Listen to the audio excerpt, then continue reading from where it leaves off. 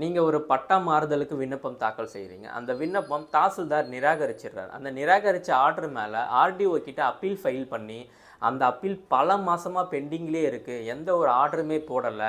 இல்ல ஆர்டிஓ போட்ட ஆர்டர் மேல டிஆர்ஓ டிஸ்ட்ரிக்ட் ரெவென்யூ ஆஃபீசர் கிட்ட ரிவ்யூ ஃபைல் பண்ணியிருக்கேன். அந்த ரிவ்யூ ரொம்ப மாசமா பெண்டிங்லயே இருக்கு. போய் கேட்டாலுமே அதர் சைடு வரல. இல்லன்னா வாய்தா போடுறத 3 மாசம், 2 மாசம்னு லாங் டேட்டா எனக்கு தள்ளி போட்டுட்டு இருக்காங்க.